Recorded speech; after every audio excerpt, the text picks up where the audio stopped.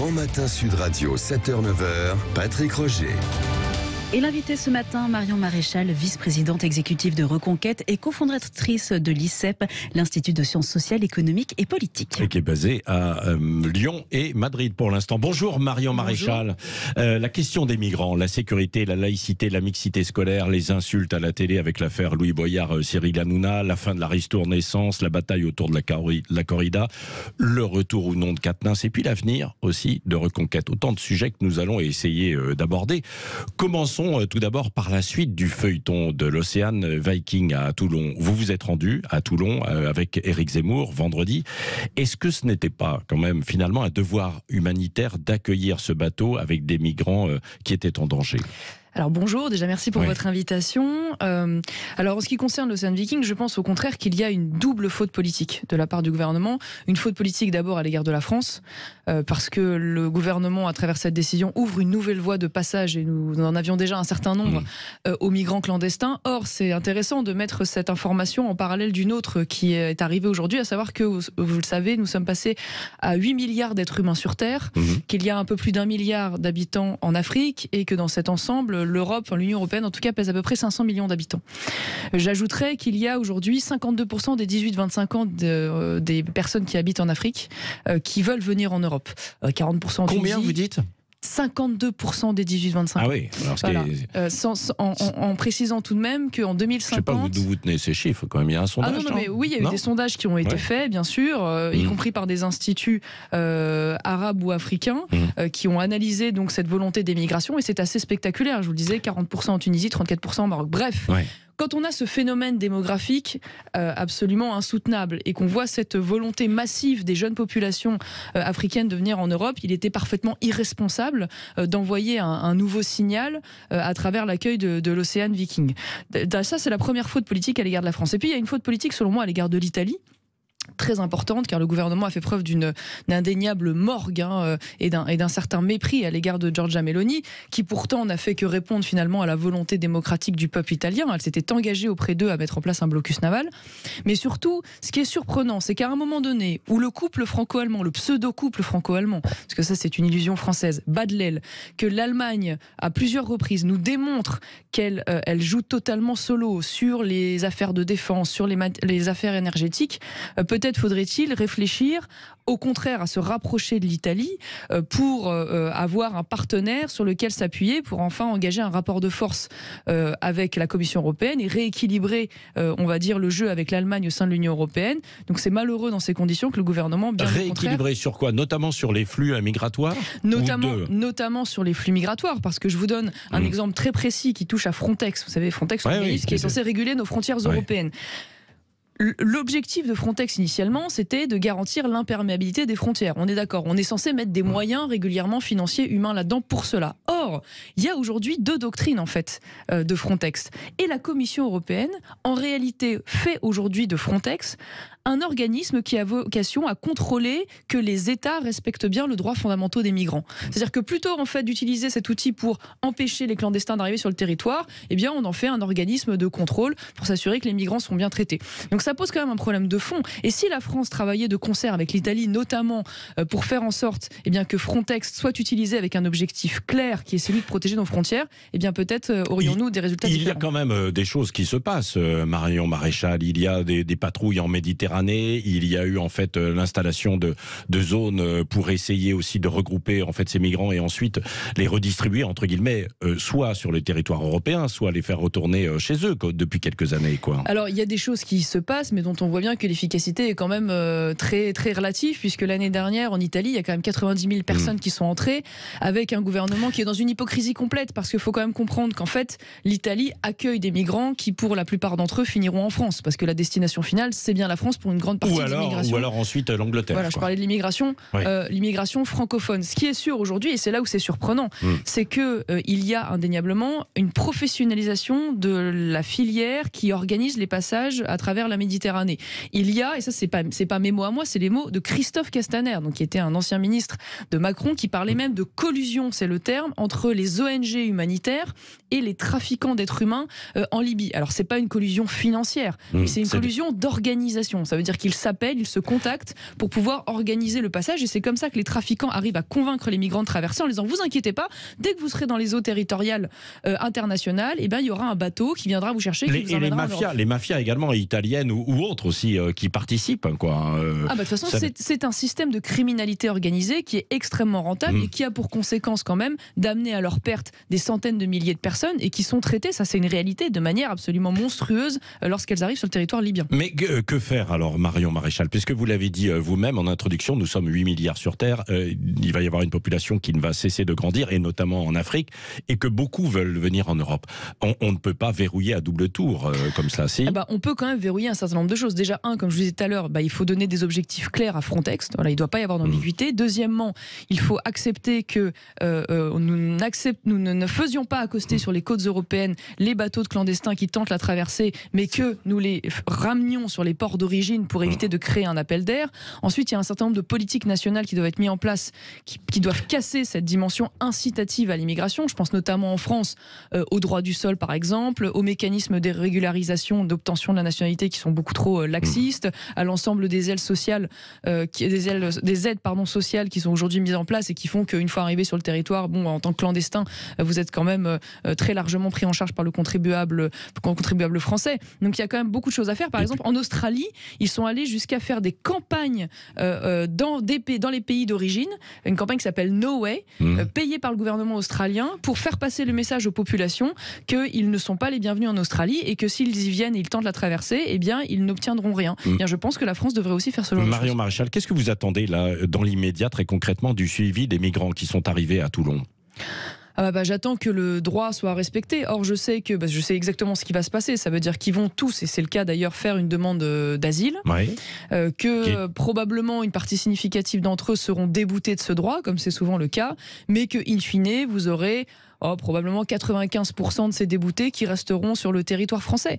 Tout simplement parce que nous avons un système complètement aberrant sur le plan juridique qui fait que même quand vous êtes débouté, vous avez le droit à recours sur recours sur recours sur recours, et que, in fine, quand bien même l'État aurait la volonté de vous renvoyer, nous nous heurtons le plus souvent au refus des pays d'origine de récupérer leur population. Oui, alors c'est ça, face aux pays d'origine, et puis la détresse de certains qui ne veulent pas retourner chez eux parce qu'ils ont fui, ils ont dépensé en fait de l'argent pour venir ici. Est-ce que vous comprenez cette détresse humaine aussi, Marion Maréchal? Je comprends très bien, mais moi, en tant que responsable politique française, mon devoir est d'abord d'assurer la cohésion, l'harmonie et la prospérité du peuple français.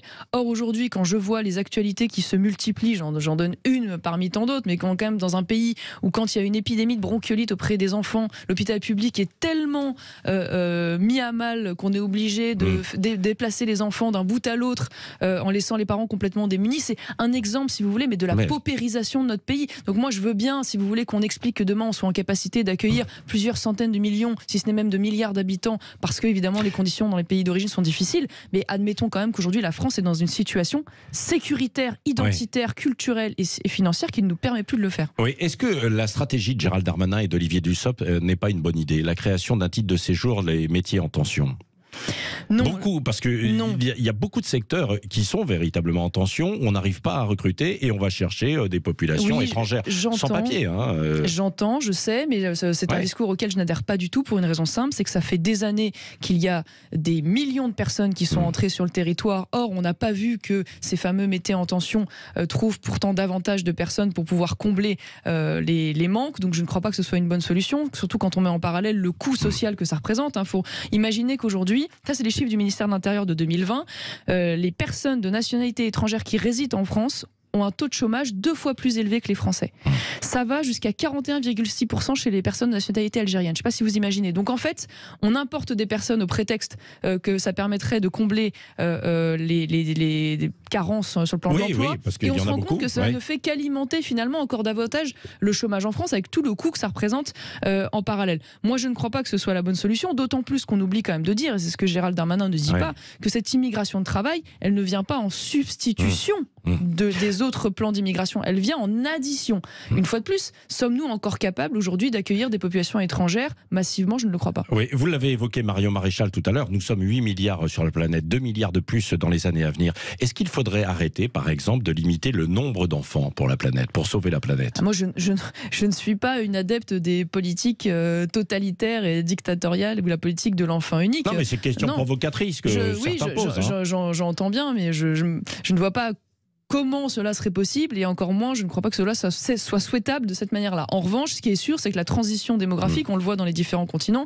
elle se fait naturellement lorsqu'il y a des politiques de santé, d'éducation et des politiques économiques qui permettent de stabiliser les populations. Donc c'est plutôt ça, à mon avis, qui devrait être encouragé. Néanmoins, je le dis parce que je vois une forme de culpabilité européenne dans le fait aujourd'hui de faire des enfants. Je vois même parfois, j'en parlais ce matin, c'est marrant, à vos confrères, le fait qu'il y ait presque j'ai envie de dire, une offensive dans le service public français de témoignages, de documentaires pour expliquer que faire des enfants, c'est pas bien, parce que la planète, parce que finalement c'est quand même ennuyeux, puis ça met le couple en difficulté, puis ça coûte de l'argent. Enfin, c'est assez phénoménal de voir cette offensive idéologique pour culpabiliser les gens qui font des enfants. Il faut quand même se rendre compte qu'aujourd'hui, ce n'est pas en Europe que la question démographique est un sujet. Nous sommes 500 millions dans l'Union européenne, nous perdons de la population en parallèle du développement démographique des autres continents. Je ne crois pas que ce soit aux Européens aujourd'hui de faire cet effort. Un mot sur la laïcité. Face à une augmentation des incidents à l'école, le ministre de l'Éducation annonce un plan de sanctions gradué. Est-ce que vous en attendez des résultats ?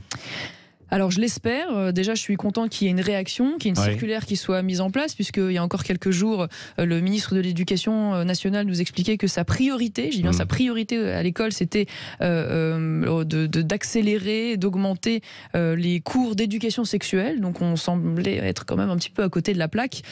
Donc là, il y a manifestement une prise de conscience que nous ne sommes pas face à un phénomène anecdotique, je cite, d'atteinte à la laïcité. C'est le mot un peu pudique, vous savez, qui est convenu, mais on est face à une véritable offensive islamique en explosion, avec parfois jusqu'à on le voit sur Internet, des défis qui sont lancés aux élèves pour tester finalement la résistance des établissements. Donc ce qui est sûr aujourd'hui, et c'est ce que j'attends moi de cette circulaire, c'est qu'il y ait déjà un rappel clair et net de la loi, deux, qu'il y ait une procédure, un cadre qui soit mis en place pour les professeurs de réaction, qu'il y ait un soutien systématique de la direction, ce qui n'est pas toujours le cas. Depuis des années, c'est plutôt le pas de vague. C'est prévu dans le plan, mais bon, on verra. De la formation. Est-ce qu'on est capable d'identifier ces offensives, d'identifier les mécanismes de radicalisation, et puis ensuite des sanctions absolument exemplaires à l'égard de ces jeunes, qui pourraient d'ailleurs aller jusqu'à, pourquoi pas, privation temporaire des aides sociales aux parents, si vraiment il y a un fait avéré de provocation et d'atteinte à la loi. Oui, le ministre aussi, Pap Ndiaye, qui veut favoriser la mixité scolaire, restons là un instant. Il est temps de faire de la mixité une priorité de ce ministère, a-t-il dit. Beaucoup de familles se tournent vers le privé. L'État pourrait d'ailleurs demander des comptes à ces établissements privés. Qu'est-ce que vous en pensez ? Ça dépend quel type de compte. Je ne sais pas quel type de... Pour qu'il y ait de la mixité également dans les établissements privés. Le principe quand même d'une école privée, c'est que c'est comme d'ailleurs une société privée, c'est quand même la liberté. Donc moi, je suis toujours un peu gênée quand l'État commence à mettre son nez dans la liberté des organismes, des associations. Voilà. Donc moi, je ne crois pas qu'il faille aller vers ce genre d'obligation. Je pense que le ministre ferait mieux de s'affairer au fait de redresser l'éducation nationale. Parce que si aujourd'hui les gens se tournent vers le privé, et c'est bien légitime, c'est parce que l'éducation nationale est en faillite sur le plan du niveau, sur le plan des méthodes, sur le plan de la sécurité, sur le plan de l'autorité.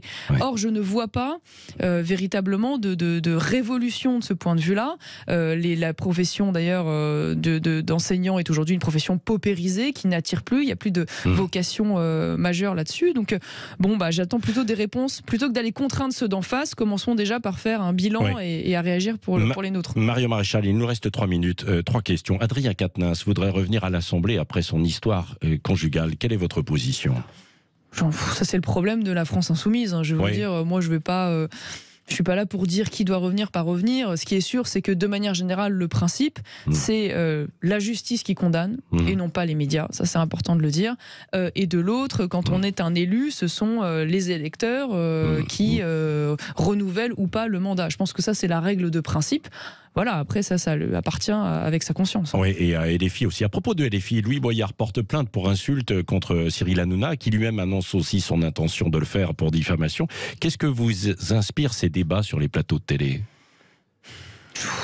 J'ai envie de dire pas grand-chose parce que en réalité, quand on connaît un peu le parcours de ce député qui était lui-même chroniqueur avant, d'ailleurs dans l'émission de Cyril Hanouna, c'était quelqu'un qui en fait avait fait aussi un peu de son fonds de commerce, de la provocation. Enfin, je veux dire, c'est des gens qui ont contribué eux-mêmes d'ailleurs à l'affaissement du débat public et à la perte de crédibilité, enfin plutôt la perte de respect à l'égard des élus politiques. Donc c'est un peu l'arroseur à arroser. Je dis pas que c'est bien. Vous êtes allé dans cette émission. Oui, tout à fait. Mais là, je parle en l'occurrence, je parle du chroniqueur en question. Donc je dis pas que c'est bien. Je trouve ça évidemment pas assez consternant, mais bon, je vais pas en faire tout un foin, quoi. Voilà, je vais pas. Oui.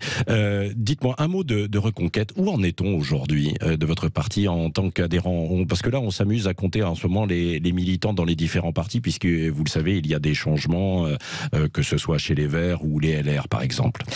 Oui, alors écoutez, où on en est ? On en est qu'on est un jeune parti de droite qui s'installe dans la vie politique, qui mène régulièrement des actions. Vous l'avez dit tout à l'heure, à Toulon, nous étions physiquement présents pour envoyer un signal aux Français et nous opposer à la décision du gouvernement. Nous avons un moment important en décembre, un grand meeting anniversaire après un an d'existence, qui va être aussi un moment où beaucoup d'adhérents vont, je l'espère, reprendre leurs cartes et nous réitérer leur confiance dans les années à venir. Donc c'est un jeune parti qui mobilise énormément. Partout en France, il y a des meetings régulièrement qui sont faits et qui font carton plein. C'est quoi l'objectif ? Les européennes de 2024 ? C'est ça ? Tous les rendez-vous électoraux sont des objectifs. Les européennes, évidemment, en sont un, mais les municipales en seront un aussi. C'est une question d'ancrage. Vous serez tête de liste ou pas pour les européennes ? Rien n'est décidé à l'heure où... Non, mais vous en avez envie. J'en ai envie, mais rien n'est décidé. Pas plus à Reconquête d'ailleurs que dans les autres partis politiques. Je pense que d'ailleurs, comme dans les autres partis, ce sera une décision collective qui sera prise le moment venu. Et la première chose d'abord, c'est de s'accorder sur le projet. Quel projet européen allons-nous porter ? Et vous tendez la main au Rassemblement national ou pas ? Alors, de manière générale, ça c'est l'ADN même de Reconquête, nous plaidons, je pense que c'est un secret pour personne maintenant, pour l'alliance des droites en général, des droites de bonne volonté, des droites sincères, non pas d'ailleurs comme, on va dire, une obsession, mais simplement parce que c'est un chemin vers la victoire. Et quand ça fait 3 présidentielles perdues face à la gauche ou au centre-gauche, et qu'on regarde les exemples italiens, les exemples suédois, je pense qu'il serait temps peut-être d'en tirer les leçons. Marion Maréchal, il y a un débat sur la corrida, interdiction ou restriction, et vous ? Non, moi je ne suis ni pour l'interdiction ni pour la restriction. Je ne viens pas d'un territoire où c'est on va dire une habitude culturelle, mais néanmoins je respecte, on va dire, ce qui fait aujourd'hui l'âme d'une partie des territoires. C'est un héritage, c'est une tradition.